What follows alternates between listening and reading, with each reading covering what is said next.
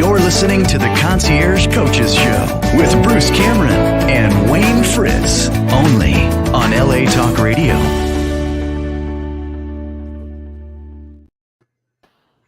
Hello, everybody, and welcome to another great episode of the Concierge Coaches Show here on LA Talk Radio. I'm Bruce Cameron, along with Wayne Fritz. Good to see you. Hey, and our special guest, Drew Taunton. Look at that. All right, got the LLC already, huh? Okay, good job. Well, folks, this is certainly my first time to be in my new office complex, the conciergecoach.net. We're here based in Dallas now. We're out of Tarrant County and into the Big D, north of downtown. So more on that as I get more settled into this complex. So we're here over here today. Well, folks, we got a special guest with us, Drew Taunton. And, you know, Drew is a great guest to have on the show because oftentimes we have people that the folks that listen to our show are either coaches themselves or they're people that are contemplating going into life coaching themselves. And so Drew is a perfect guest to have because he's going to share with us about his career in coaching thus far. And I think that'll be real instructive, particularly for our listeners that are kind of in the contemplation stage of becoming a coach. They haven't quite made the commitment yet to do it and those things. And so I think Drew's experience, past and current, I think will be very, very informative for many of our listeners. So, Drew, thanks for coming on today on short notice. Yeah, thank you so much for having me, Bruce. It's nice to be on the screen for once, just writing the summaries and stuff. So glad to finally be on here. Drew is like our producer on the Texas side, folks. That's right. So for the last year or so, Drew, almost 2 years, I think, nearly. Yeah. Drew's been writing the show summaries or the core parts of the show summaries that you see on the LA Talk Radio site and also Apple Podcast, Amazon, Audible, and all the other aggregates that carry the show. So Drew is the man who does some of the production work. So we appreciate your service, man. Yes, thank you very much, Drew. Appreciate your service. And so I'm sure part of that inspired you to be in coaching. But let's kind of go back, Drew, and talk about. I know that you graduated from college from Auburn recently, and as a psych major. So kind of talk a little bit about why you decided to be a psychology major and what your thoughts were maybe as a teenager and high schooler moving forward, and talk about that part first. Yeah, so going into high school, my freshman year of high school, I didn't really know at all what I wanted to do.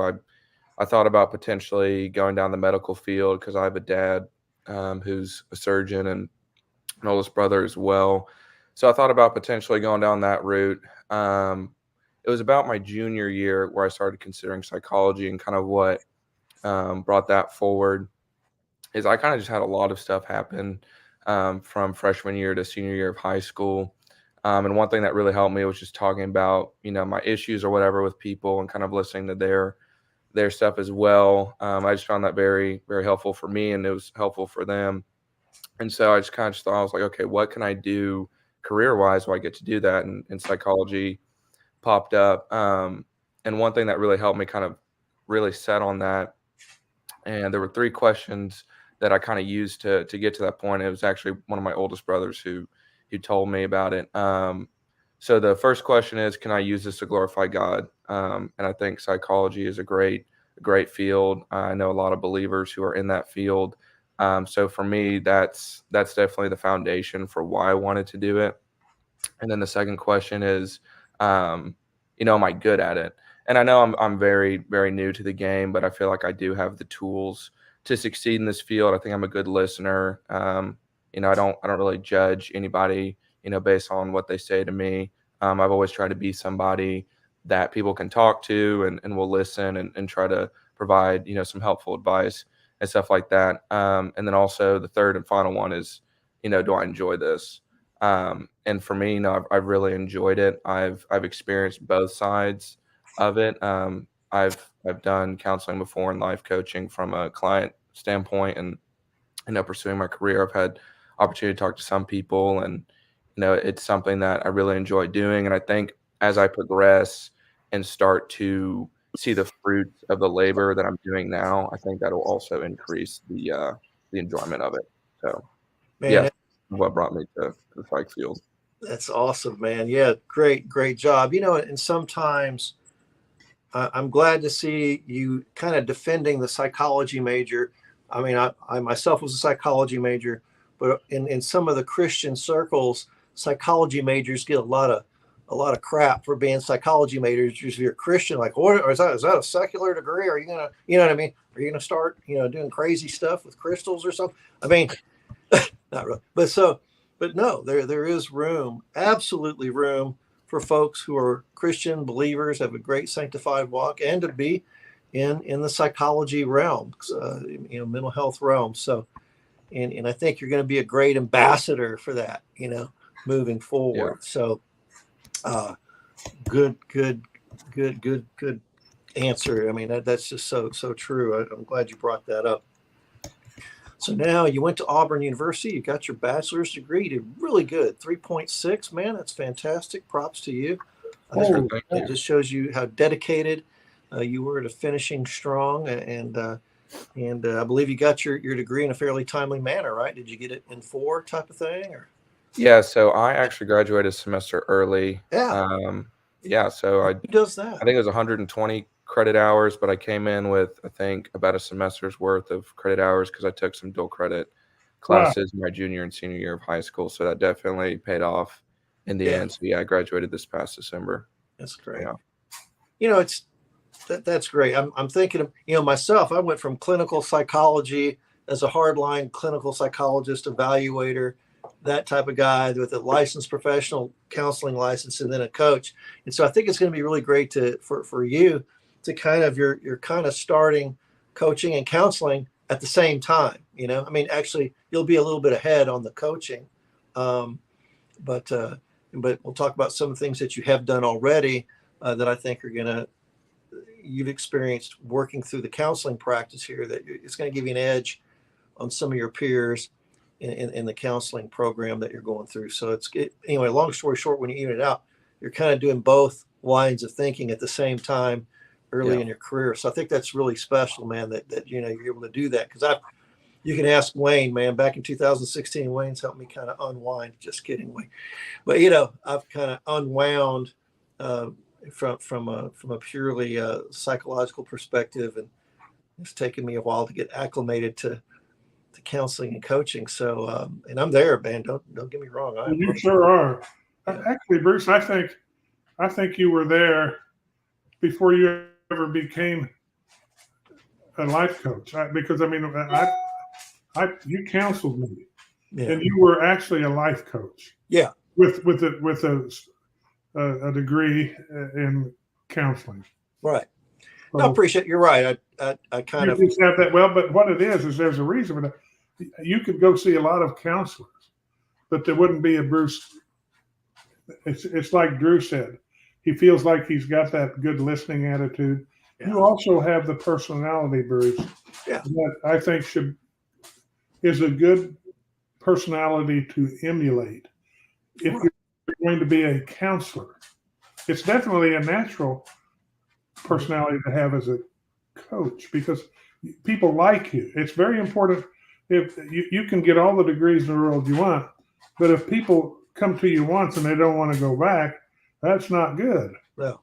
And so they always want to go back to a guy like Bruce Cameron. And that's so Drew, I'm just saying this because that's the truth.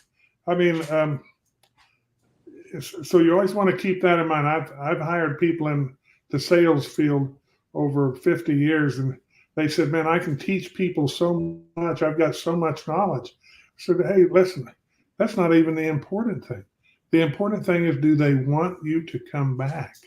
Right.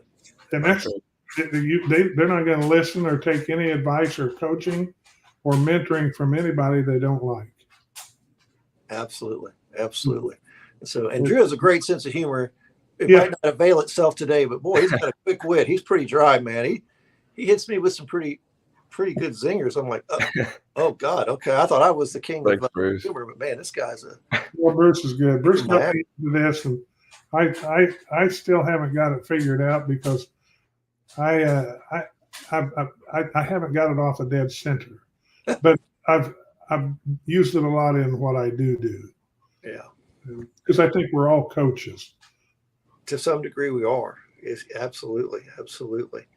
So, Drew, so you got through the degree, and then you're getting some practicum experience through the practice there in South Lake and everything, and I think that was really good. So, kind of talk about the mental process and/or any barriers that you might have had going from college graduate to enrolling into the life coach training. Yeah, so for the life coach training, I mean, honestly, one barrier was just like having no idea what to expect. I think, yeah, just not really sure what to expect, but I think kind of going into it, just being prepared for whatever, just kind of putting myself in a position to where I could see it as something to where I could succeed at instead of viewing as like, what if this goes bad? It's like, what if this goes right? And trying to having a positive mindset with it. And once we started, I mean, a challenge of it was that it was online like the whole time, which it can work, but I think in person is definitely where you kind of make those connections, and I think it's better to do in person. But I mean, I think the online format worked for what they were trying to achieve, and I mean, it was about 9 straight hours for 3 days. So I mean, it wasn't terrible, but I mean, there wasn't really much else I was doing those days. I mean, I'd wake up, go on the calls from I think 9 a.m. to 5 p.m. or so. So yeah, I mean, it was definitely something I had to I guess mentally prepare for beforehand, just knowing that it was going to be a pretty long process. And one thing that they would do is would kind of go through different stages of coaching, and then once we finished that, we would split off and do like one-on-one coaching calls with people. And so, for example, like the first day we did like 3 5-minute sessions, and then your homework would be to do a 15-minute session with somebody. And then the next day it was like 2 10-minute sessions, and your homework is, one 30-minute session. And for the last day, on the third day, we had to do like, I think an hour session. So it was tough because you don't want to be too laid back to where you're not making progress, but you don't want to be so like stuck on the script to where you become rigid and it just seems like I don't know, more like an interview instead of like a real genuine connection. I think from my experience, I think overall I did really well. I mean, there was a time or two where I really wasn't sure what to say, but I think it's one of those things where I could have looked at it as something that should have been avoided. But I think because there were some areas that like I quote unquote failed at, I think that actually will lead me to be more successful instead of looking at failure as something to be avoided, something that we should embrace and not be shocked by it. And then that'll ultimately help us, be successful. Because failure, I mean, ultimately is a great teacher because it shows you what's not working, but it also can show you what is working, what you can improve on. So yeah, I mean, it was a really good experience. But yeah, I mean, the main barriers was just the online. I mean, it was a lot just sitting in a chair all day talking with people. But yeah, I mean, it was a really good experience. I think I was the youngest one there. So I mean, that's also just another barrier is because I think I'm pretty young for what I'm doing right now. And not being intimidated by that, use that as an opportunity to show that young people can do this and can succeed, and that we shouldn't shy away just because most of the people you run into are older or seem more knowledgeable or whatever. I mean, we all have to start at some point, and it's better just to go ahead and take those first steps instead of being like too scared to even try. So, yeah, I mean, that was my experience with the life coaching training. Excellent. Wayne, what you got? Well, Drew, Some huge ears. Drew was trying to hold it in. He did real well. But yeah, when you said you have to listen, I keep props because I do a lot of Zoom calls with clients, and I do a lot of Zoom calls in my work and training, also sales training. But with Zoom, you really have to keep people alive, because you can lose interest even in a Zoom call. And so I have all kinds of props, because I think they're important. It's just like you can become, you said the 3 things that you wanted to answer about doing coaching and also psychology was, does it glorify God? I love that was number 1. Blew me away right away. Right away, you had my attention. But the third one was, do you enjoy it? And that is so important. And in my business that I've done for years, it's that, do I enjoy it and do I have fun? That's enjoying it.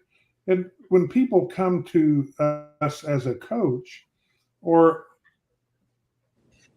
in counseling even, they have a challenge. They have a problem that they want somebody to help them solve. They don't need us to solve it, but they just need help in solving it. Yeah. And sometimes it's a pretty serious challenge. But, it's good to let them know that we're all human, because a counselor is not a god. A counselor is no one to be worshipped, or a coach. But we're people, and it's good to kind of break ice. I'm a jokester. I like to have fun, and I've got, my room is surrounded by different things, that I can put on and wear. Just what it is, it just changes it changes their, one old boy said it changes their perceptive. This guy destroyed the English language. Not perceptive, but perceptive. But you want to do that. You want to get them where they're relaxed, so that they open up. Because sometimes it's hard to open up. That's the most difficult thing for a coach, I think, is to have the ability to let someone not have their arms like this, but to have their arms like this, so that they're all the way open. Mm-hmm. And so make sure that, I'll tell you, I can remember times in Bruce's office where, man, he would rear back in his chair and say, man, I know what you mean. And then he'd go off on some kind of a story, and I'd laugh my butt off, because it made the environment friendly. It made it like I'm not in a doctor's office or something, so to speak. He was able to get me to, Bruce, for better words, drop my guard. There you go. And honestly, I think what we're doing with Drew is have him focus on adolescents and young adults right now. Oh, wonderful. Really hone in his skills on that population base, right? And they'll be able to obviously resonate with him, because he is a young adult, and that's good. And there's nothing wrong with that. It's a good thing. And so he'll be able to really, capture that. And that's the same way I came up, man. When I was 22, 23, there I was in those adolescent group homes doing a bunch of kid stuff, child rotations, whatever, doing that, first thing out of the gate, just to get my experience with that. And I'm glad I had those experiences. And to this day, I'm still hanging on to some of the, have a little bit of an adolescent practice and those things. So we're going to have Drew go into that. Another thing is that we all 3 went to the same life coaching school. So we're all graduates from the same program that's certified by the International Coaching Federation. So we all have that certification.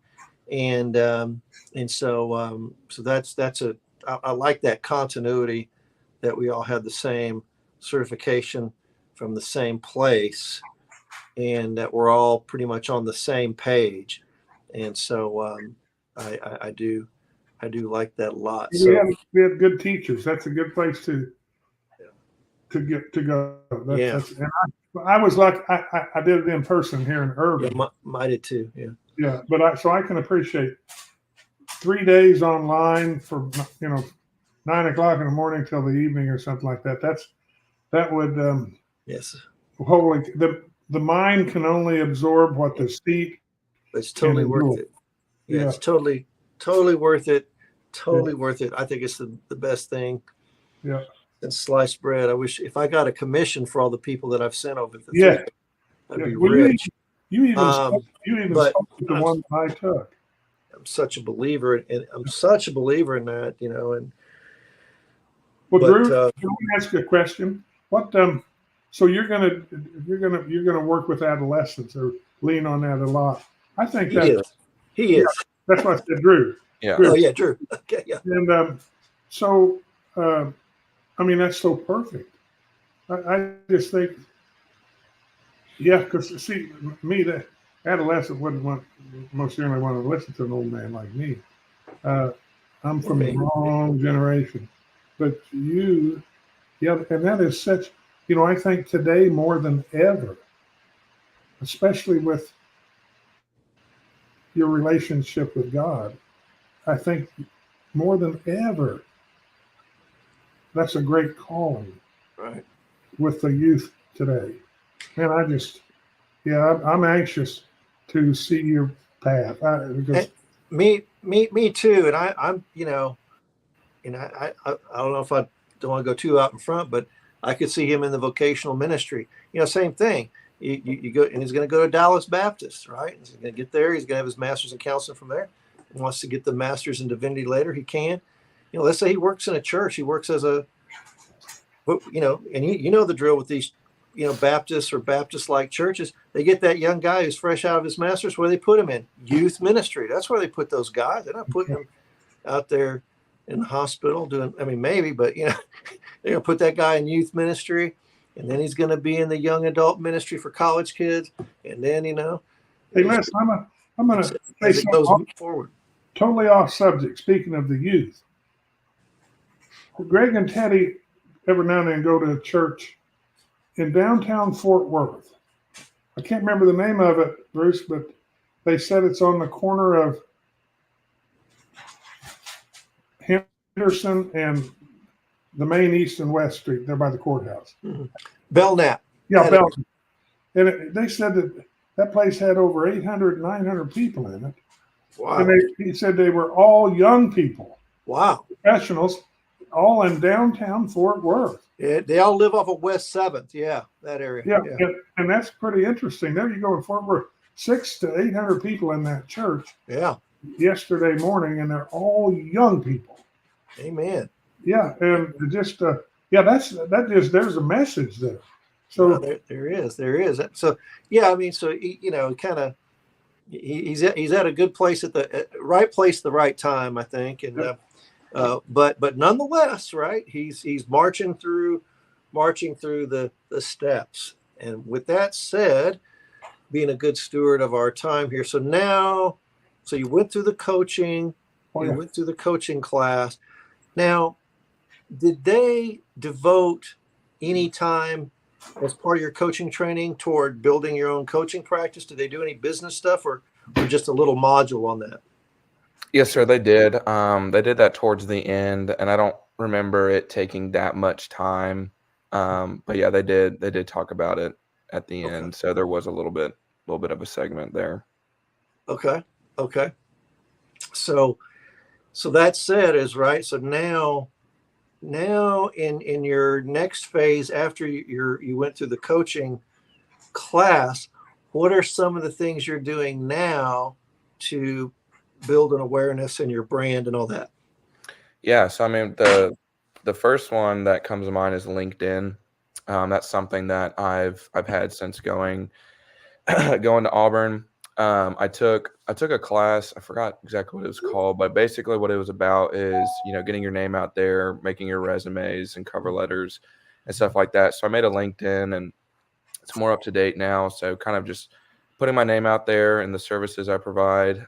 Facebook as well. That's more of a new one. I have a personal one, but then I also have one dedicated to coaching. And then, I mean, the third one and the newest one is, with working with you, I mean, we go to the different meetings and networking and stuff like that. I have my business cards and just, word of mouth, getting my name out there, handing my cards to people, taking their cards and kind of working together to, help their practice, also help me as well. So, I mean, as of right now, those have kind of been the main ways I've kind of put my name out there. And then obviously doing the show with y'all, just getting my name out there. And, I know the success isn't going to happen overnight, but, right now is about kind of just laying down the groundwork, and then over time, watering that, being diligent, stuff like that, that'll bring the fruits later. But those have been the main ways that I've, kind of Exactly. No, myself and marketed myself. Exactly, and that's a great solid start. Number one, I mean, LinkedIn is free, Facebook is free, so those are two free platforms. We could do some tweeting and Twitter stuff, but there's also a lot of trash out there on X, and I don't want. It's just kind of a rough medium, I think. But we may get into TikTok later. We'll see. But because that is a youth platform. I mean, it just straight up youth platform. So to not use TikTok probably would be an injustice, but we'll work on that for you here coming up. But yeah, so these are free platforms that you can, start building awareness and have your brand there. LinkedIn, I think, is really important for a lot of the parents that are going to be paying for your services for their kids, because they're going to do a Google search. LinkedIn is a PR9 rated site. So once they see your LinkedIn page, and it'll come up pretty with your name, John Taunton. It's not too common. It's not foreign, but I think they'll be able to find you, and then they'll see that, and hopefully they'll see the Facebook thing, and your Facebook presence will grow. So even with the Concierge Coaches show here, this show right here, when I put these on our Facebook page, it indexes. It's kind of weird, but many of them index marvelously on Google, and it comes up, and the whole dang gone video comes up.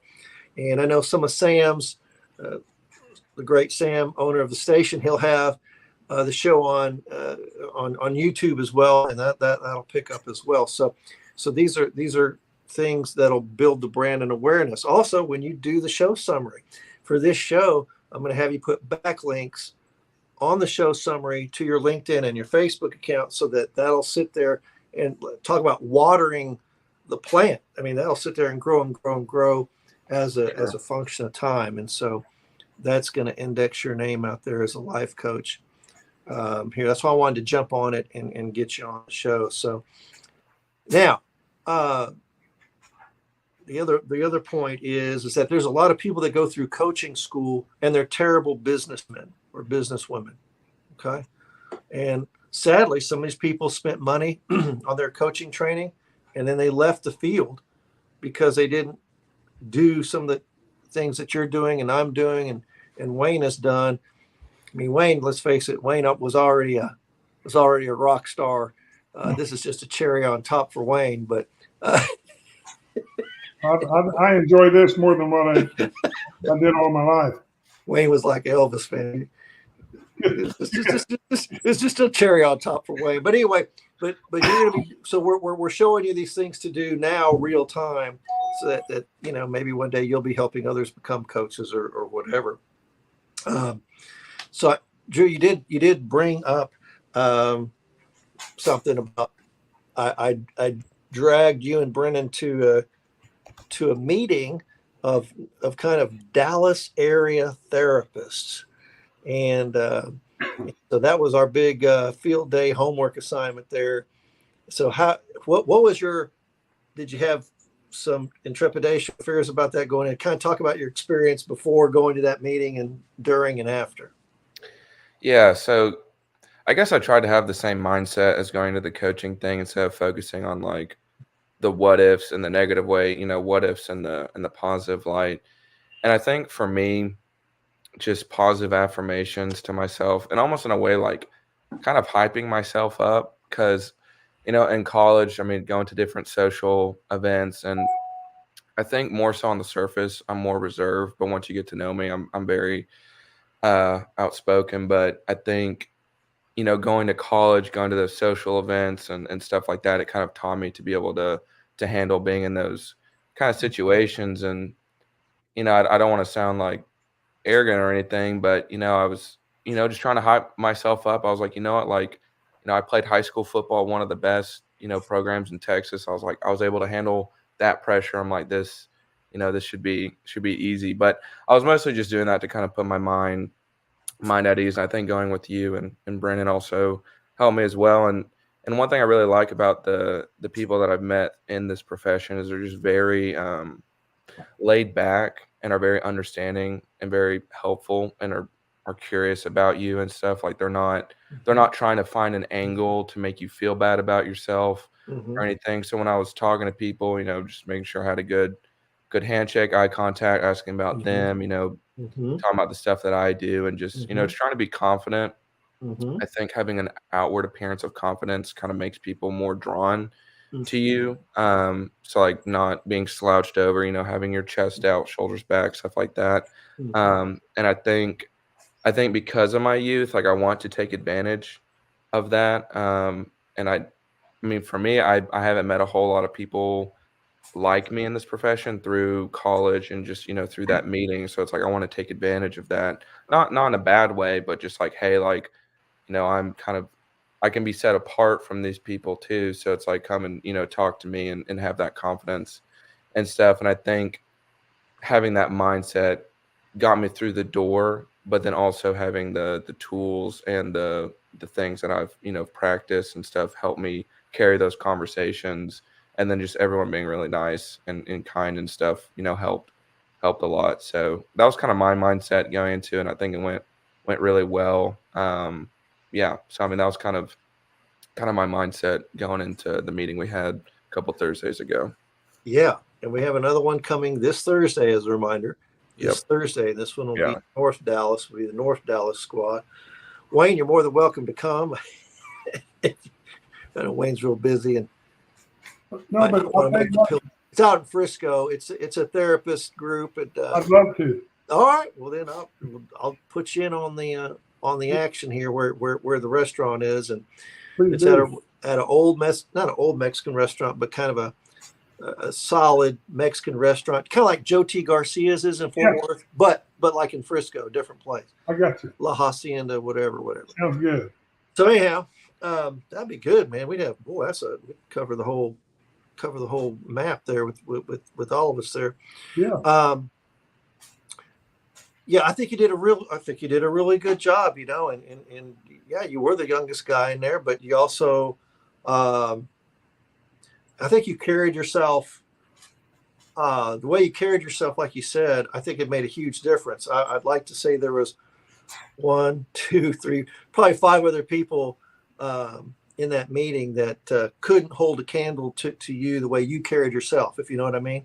There were some pretty folks that weren't necessarily carrying themselves very, the best they could, I guess. I'm not slamming anybody, but that just, again, that confidence, and like you said, with your posture and the way you talk to people, and just look at them when you talk and just tell them what's going on with you. And we were very upfront, Wayne. They said, hey, talk about yourself and what's going on and how we can help or whatever. And like, hey, we're here to help build Drew's practice, get some clients. And so I was clear about that. He was too, and had our cards, and we showed up with everybody's business card, and it was a time well spent. And I think it went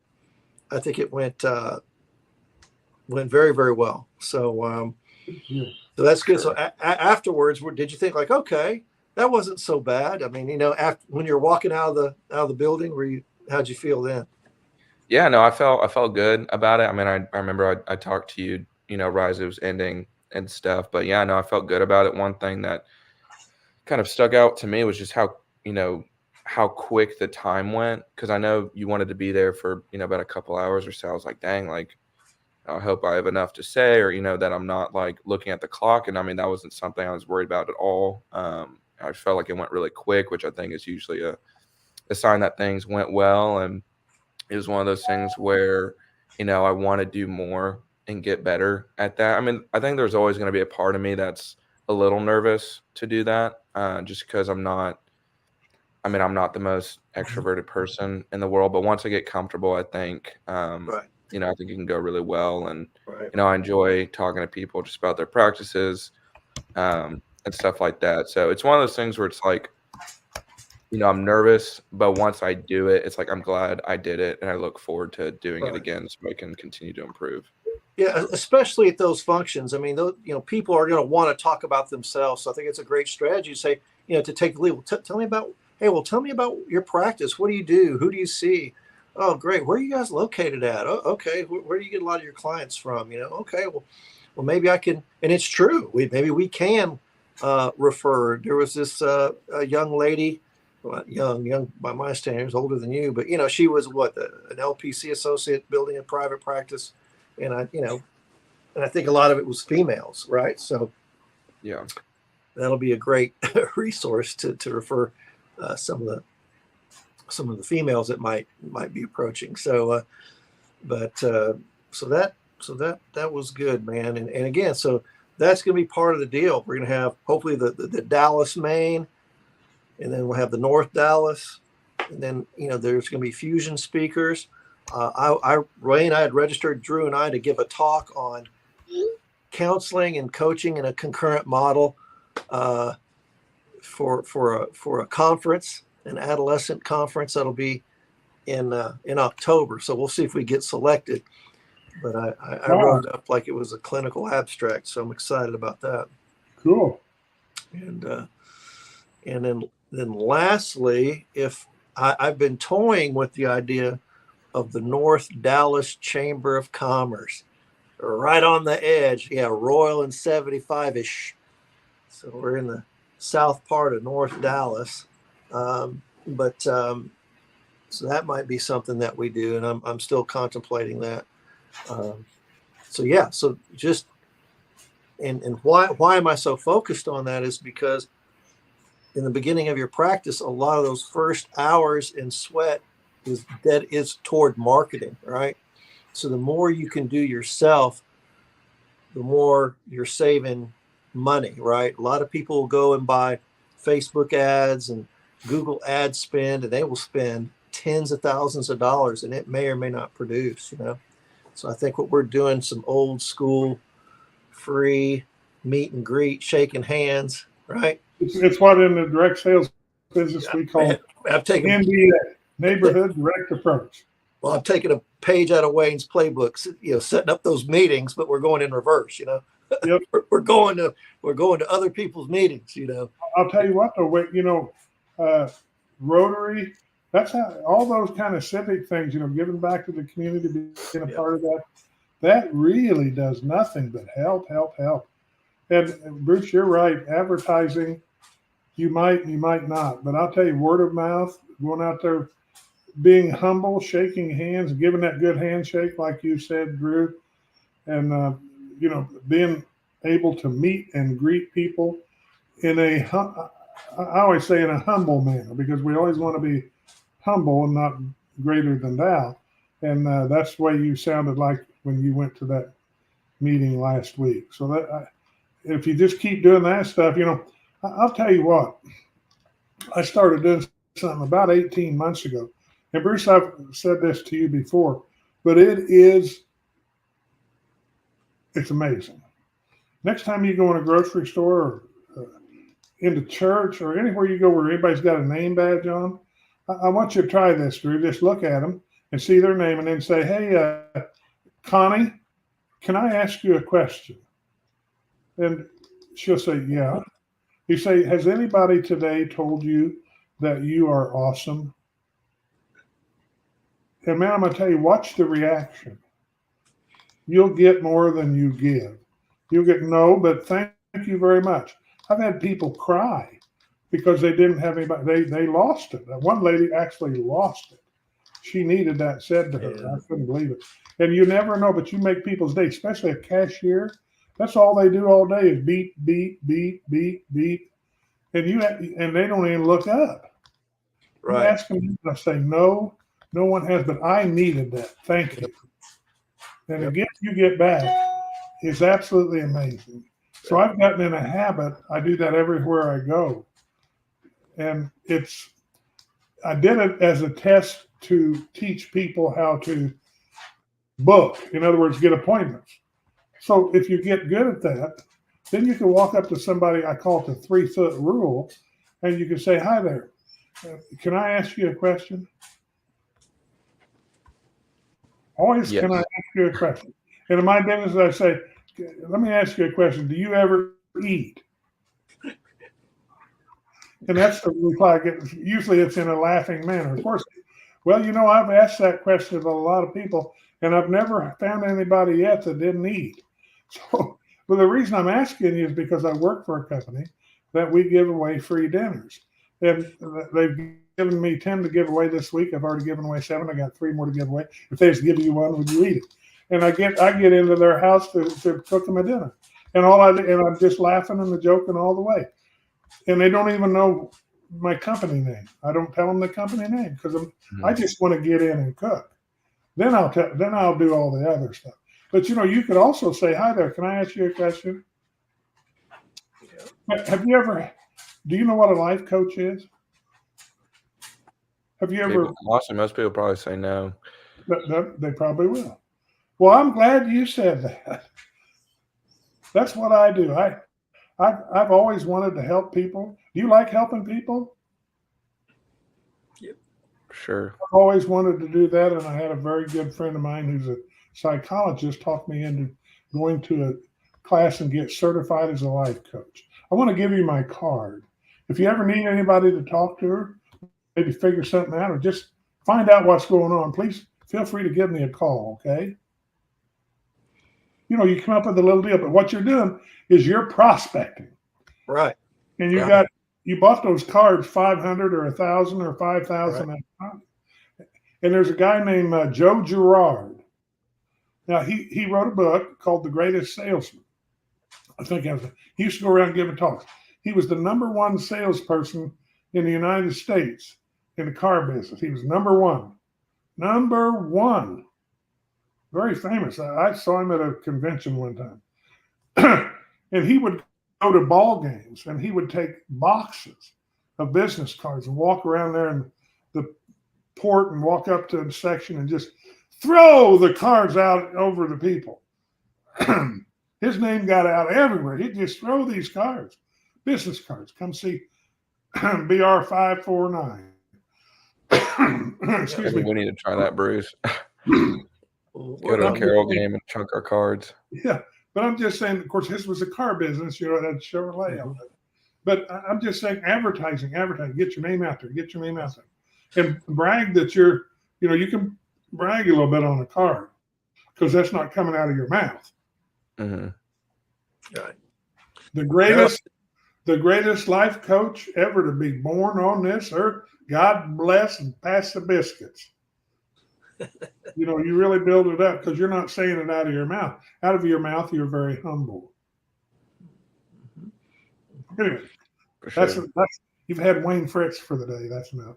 There you go. Thank you. No, I mean that was really good advice, and I think kind of just going back to the cashier example, I think a lot of people just want to be seen, and know that they're important and stuff like that, and that's just a big driving factor, for me with doing the coaching. It's just being someone that they can go to and feel like they're being heard and listen and be seen and stuff. So yeah. John Maxwell. Have you ever heard of John Maxwell? Yes, sir, I have. Okay, let's go on and sign up for his daily Minute with John. And John Leslie said, "You're valuable." He tells people that when he's talking, you're valuable. And you're right. Everyone needs to hear that. Everyone needs to know that because they get caught up. We all get caught up in us and the things around us and our stuff. But we are valuable, all of us, each one of us. I mean, God tells us that. So we want you do promise me, will you do that in the next 24 hours? Yeah, I'll make sure. Yes, sir. Yeah. Okay, because I want to hear from you because the feeling you're going to get, Drew, it's going to help. It's going to help you. The feeling that you get, it's kind of like cast your bread on the water, comes back tenfold. It's going to shock you. You'll get goosebumps. The more you do it, you'll get goosebumps of what bounces back to you. Yeah. It's amazing. Well, good, man. Good. Yeah, I think, that's what's so exciting. We talk about the cashier and some of the adults that we work with, but think of the kids, think of these teenagers and young adults that are still making the transition. They're having to follow their parents' rules, but yet they're, they still need to have a schedule. They got to go to school. They got to try to improve their focus. They need to follow some sort of a schedule. They need to be able to set goals and follow up on them. They need to learn some kind of stress management. They need to learn maybe some resilience techniques. So, and of course, all the positive affirmations that we can give them as a coach. So I'm excited because there is this kind of adolescent alienation thing, or even, young adults finding their way, and just, not putting the whole future ahead of you. Just make the next right decision. The future is going to be the future, right? But you just need to make the next right decision and just really buckle down. And because we really are the product of our choices. I mean, in many respects we are, It's another thing about adolescence is look what happened during COVID. Right. And the young school kids didn't go to school. I mean, and actually in America, we're way behind in the educational process. Plus, we got the educational gurus all goofy. So, I mean, can you imagine how much your abilities are needed in that area? Right. But those kids are having problems that Bruce, you and I, and also Drew never dreamed of when we were 8 years old. Man, I got to tell you, my counseling career got started. I was on the tutoring list in Southlake, and actually, I would actually go in and be an in-home tutor, and help kids with their homework. I mean, and then I just kind of charged over, up and up and up and up, and that kind of inspired me to get the counseling license as well. Just seeing that, you know what I mean, and what was going on with these kids, and just being able to, another person that they can talk to and relate to other than their peer group and their parents, because those are two different types of silos. You know what I mean? You're going to get. And then you add school, and that's a different silo. Yeah. We talked about the educators today. That's another totally separate silo that is, in my opinion, getting goofier by the day. It is. Well, we got just under 2 minutes. So, Drew, any thoughts, Drew, about anything, where you're headed, what's going on? Yeah, I mean, I'm excited for the future. I'm excited to see the fruit that's going to come from this labor. But I think as of right now, kind of what you said, don't need the future totally 100% planned out. Just make the next right decision. And I mean, I'm excited to help these kids. I think I'm old enough to where, I've gained some life experience, been young enough to where I can remember what it was like to be in that age. I'm not too far removed from, being in high school or even middle school and stuff. So I'm sure a lot of those days. Drew, how old are you? I'm 21. I'm going to turn 22 in May. Oh, that's awesome. I started in direct sales when I was 20. Matter of fact, when I was your age, I was 21. It's funny how that works. Always a zinger, man. Good job with that, man. All right, folks. Well, look, man, just a fantastic show today. Drew, thanks for coming on the show and sharing your experiences thus far. We're going to bring you back probably every couple of months to either go over a case, or maybe we'll for sure check in at the next benchmark leg of your career development and be able to tell everybody what that looks like. So, and there's some other things that you learn in the practice that we didn't talk about. So we'll get to that next time. So, folks, come see us on our web site, the Concierge Coaches page on Facebook. I can be reached at conciergecoach.net. Drew, how can folks reach you? So can reach me through my personal cell, which is 817-980-1886, and my email, which is johntaunton11@gmail.com. And then I'll be putting in my LinkedIn and in my Facebook on the summary too. So those are those are some ways to contact me. Awesome. So, but thank y'all so much for having me on today. And I look Wayne, forward to the episode. And Wayne, how can folks reach you? Wayne_515 at yahoo.com. All right, then. Well, Well, everybody, thanks for coming out. Thanks for listening to the Concierge Coaches Show here on LA Talk Radio. And be with us next time when we have another great guest. So until then, take care. Be safe, everybody. Bye-bye.